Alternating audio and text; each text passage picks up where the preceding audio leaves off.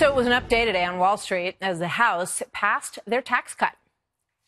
All right, what a country and what a day. Today we are one step closer to tax relief for every American family. This is an incredibly exciting day for the American people. I've got to say, this is nothing short of extraordinary. These guys are feeling good, obviously. They did lose 13 Republicans in the House that wanted to hold on to their state and local tax deductions. Moments ago, I spoke to House Majority Whip Steve Scalise and asked him about the tall order ahead if the bill, in the end, after the conference, ends up cutting those state and local tax deductions and also repeals the individual mandate. Can it get past moderates in the House?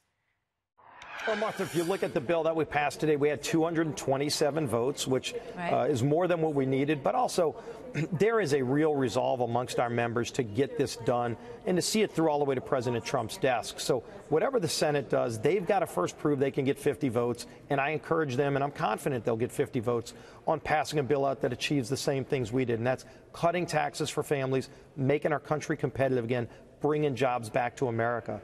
So our bill does that. I would imagine as they pass their bill out, we'll get our conferees to go and figure out the differences, and we'll pass the final product. But as you know, right now, the Senate bill removes all of the state and local tax deductions, and it adds repealing the individual mandates. So would that fly on your side? Could you get a majority? No, the SALT fix that we did in the House, which really does cut taxes for even those families, lower income, middle income families in those states like New York, New Jersey, California, Illinois. We're going to continue to make it better, but it's going to have that fix that we had in the House version for it to pass the House in the final product. And I'm confident that as Chairman Brady and our other leaders work out those differences, the Senate recognizes that has to be done in our bill, even though it wasn't in theirs. Well, you know what you're going to hear from the Democrat side, and it was sort of encapsulated in a lovely and characteristic tweet from Rosie O'Donnell today, who called you names and suggested that, your life had been spared and that you need to sort of be kinder to people, that this is a heartless bill. What was your response to that, sir?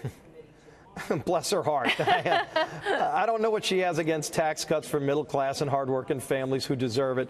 But, when you have to resort to the kind of name calling and cursing that she did, I think that tells you that we won the argument. And the American people want this. This is going to be great for the economy. So, let the liberal elites cry because they lost the election.